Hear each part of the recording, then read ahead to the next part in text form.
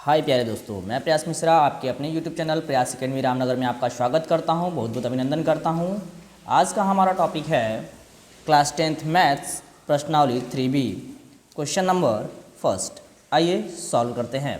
Question number 1 कह रहा है कि 2x plus 3y plus 8 equal to 0 समीकरण 1 है।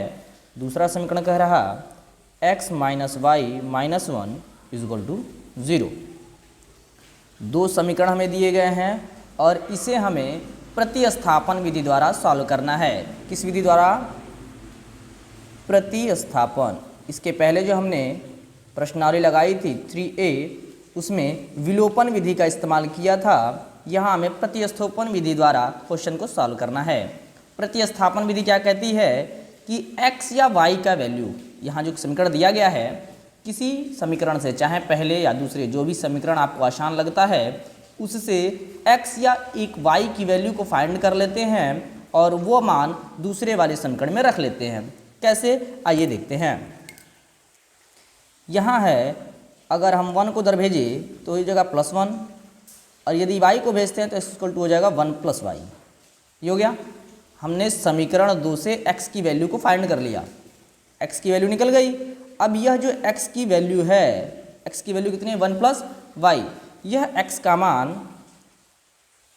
का मान समीकरण 1 में रखने पर, समीकरण 1 में रखने पर, समीकरण 1 कौन? समीकरण 1 ये समीकरण नंबर 2 था। ठीक है, तो समीकरण 1 में x की वैल्यू रखेंगे तो यहाँ हो जाएगा 2 इंटू एक्स के जहाँ पे क्या रखना है? 1 + y, तो 1 + y गुणन में आ जाएगा।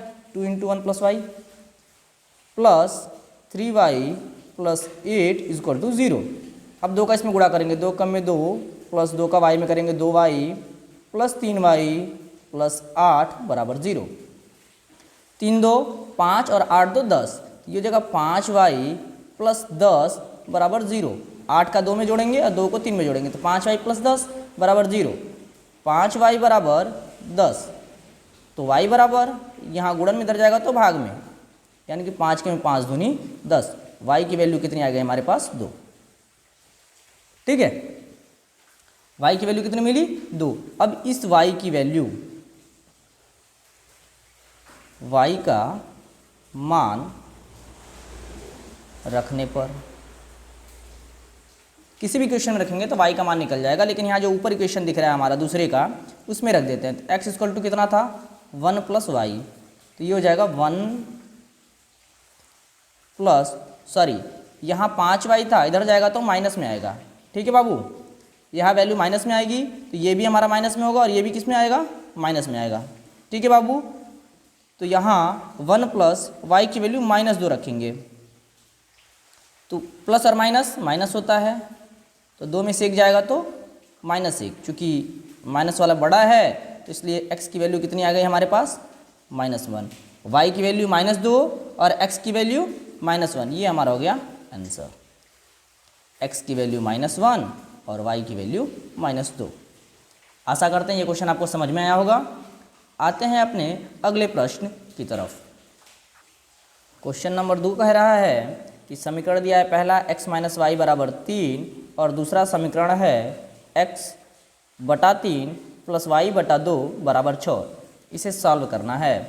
तो यहाँ से हम समीकरण, ये हमें आसान मिल रहा है, तो यहाँ से हम x की वैल्यू निकाल लेते हैं। x इक्वल टू कितना हो जाएगा? 3 + y। x की वैल्यू निकल गई। अब क्या करेंगे? x का मान, यह जो मान है वह मान, x का मान समीकरण 2 में प्रतिस्थापित करने पर, आप रखने पर भी लिख सकते हो और प्रतिस्थापित करने पर, चूंकि ऊपर वाले हमने रखने पर लिखा था, तो या तो यहाँ प्रतिस्थापित करने पर या मान रखने पर, ठीक है ना, लिख सकते हो। अब x की जगह पे हमें क्या रखना है? 3 + y, तो ये हो जाएगा 3 + y बटा 3 प्लस y बटा 2 बराबर 6।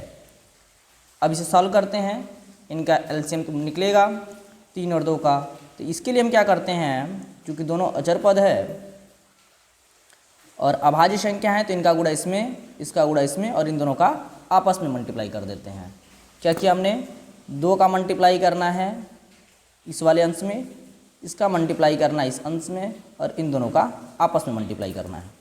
ठीक है, आइए करते हैं। ये हो जाएगा 2 इंटू में 3 प्लस वाई प्लस 3 का वाई में 3y अपॉन इन दोनों का आपस में मल्टीप्लाई, यानी कि 3 दूनी 3 गुणे 2। आशा करते हैं क्वेश्चन समझ में आ गया होगा कैसे हमने कर रहे हैं। 2 तिहाई 6 प्लस 2y प्लस 3y बटा 3 दूनी 6 बराबर 6। ठीक है, अब यहाँ जो बट्टा में है इधर जाएगा तो गुणा में हो जाएगा, तो पहले इसी ऊपर सॉल्व कर लेते हैं। ये हो जाएगा 6 प्लस 3 2 5y। ठीक है, सबका बटा 6 बराबर यहाँ 6। अब इस 6 को इधर भेज देते हैं, तो 6 प्लस 5y बराबर 6 का गुणा 6 में होगा, 6 6 के 36। ठीक है, यहाँ से करेंगे तो 5y बराबर, अभी इधर 6 प्लस में था, इधर जाएगा तो माइनस में, तो 36 में से 6 निकाल देंगे, कितना बचा 30। ठीक है, तो 5y इक्वल टू 30, तो y बराबर यहाँ गुणा में इधर जाएगा तो भाग में 30 बटा 5, यानी कि 5 के 30। y की वैल्यू कितनी आ गई हमारे पास 6।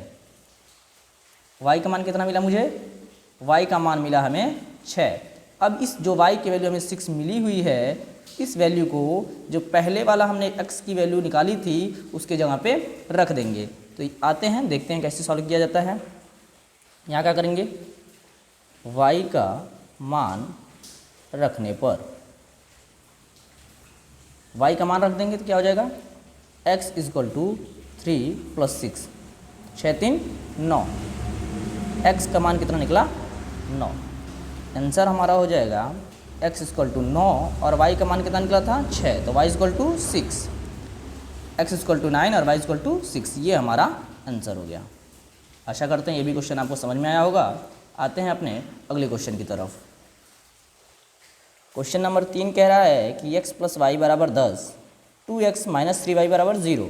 हमने आपसे कहा एक आसान सा समीकरण पकड़ते हैं जिससे x या y की वैल्यू को फाइंड किया जा सके। तो यहाँ हमने इस पहले वाले समीकरण को पकड़ लिया, ये हो जाएगा x बराबर 10 माइनस वाई। तो ये समीकरण नंबर 1 था ये, और ये समीकरण नंबर 2 है। अब इस x का मान समीकरण 2 में रखने पर क्या करेंगे, समीकरण 2 में x का मान रखने पर, तो समीकरण 2 में मान रखेंगे कितना आ जाएगा, लिख देते हैं पहले। समीकरण 2 में x का मान रखने पर या प्रतिस्थापित करने पर, ठीक है, आप कुछ भी लिख सकते हैं। तो यहाँ लिखेंगे तो 2, ये हो जाएगा x यहाँ पे क्या रखना है 10 minus y, 10 minus y minus 3y बराबर 0। अब 2 का गुणा कर दे, ये हो जाएगा 2 दाम 20 माइनस 2y माइनस 3y बराबर 0, माइनस माइनस प्लस, तो 20 माइनस 5y 5y बराबर 0। अब माइनस 5y बराबर 20 उधर जाएगा तो माइनस में हो जाएगा, ये हो जाएगा माइनस 20। अब माइनस से माइनस हमारा कट गया, बचा हमारे पास 5y, इधर y इक्वल टू भेजेंगे 20 बटे में 5, 5 के में 5 चौके 20, तो y की वैल्यू कितनी आ गई हमें 4, y की वैल्यू कितनी मिल गई 4। अब हमने बताया जो y की वैल्यू हमें फाइंड हुई है, इस y का मान पहले वाले समीकरण में रख देंगे। क्या लिखेंगे, y का मान रखने पर, y का मान रखेंगे समीकरण 1 में, कह सकते हो कि समीकरण 1 में रखने पर, ठीक है। ये हो जाएगा x इक्वल टू 10 माइनस 4, तो ये हो जाएगा 6। x की वैल्यू कितनी मिल गई 6। हमारा आंसर हो जाएगा x बराबर 6 और y बराबर 4। ठीक है, ये हमारा आंसर हो गया। आशा करते हैं आपको ये क्वेश्चन समझ में आया होगा। बढ़ते हैं क्वेश्चन नंबर 4 की तरफ।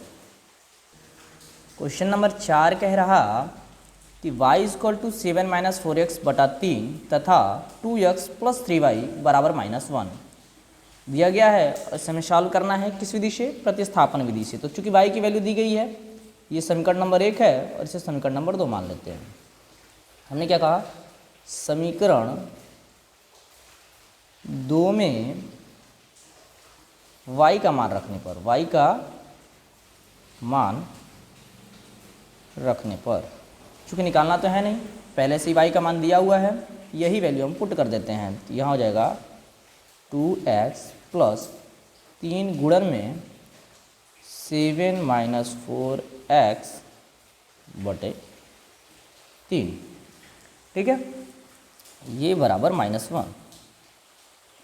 अब हम क्या करेंगे, ये चूँकि गुणा में है तो गुणा हमेशा अंश में होता है, और नीचे जो लिखी गई संख्या है बटा में, इससे मतलब भाग दिया जाता है। तो यानी कि यह 3 से ये 3 कट जाएगा, बचा क्या हमारे पास 2x प्लस 7 माइनस 4x बराबर -1, ठीक है।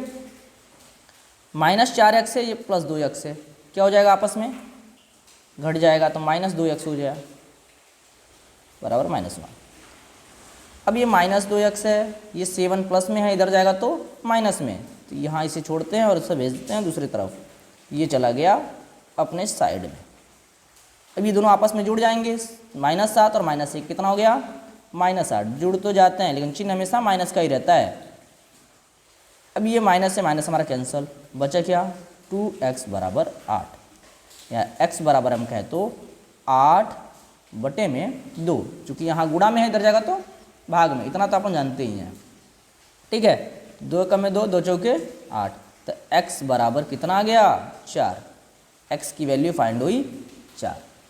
अब इस x का मान समीकरण 1 में रखने पर क्या लिखेंगे,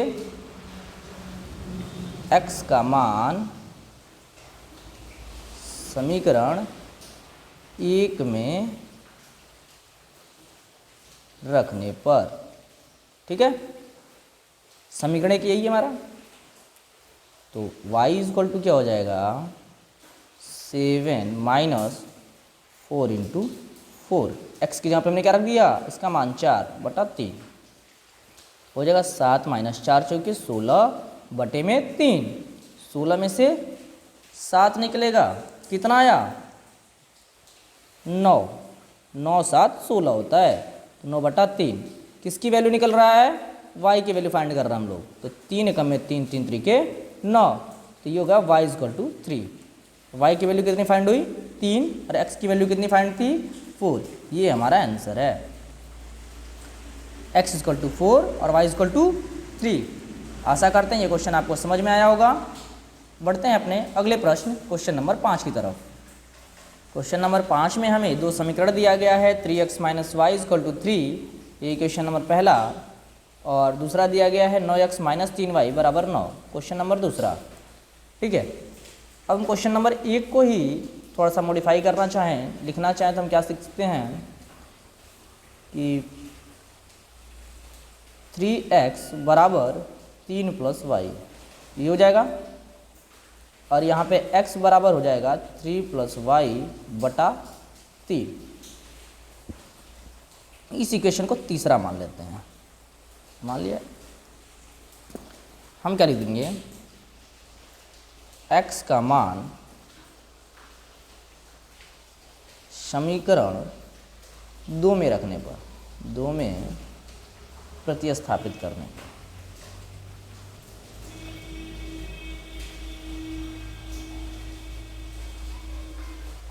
समीकरण 2 में प्रतिस्थापित करेंगे।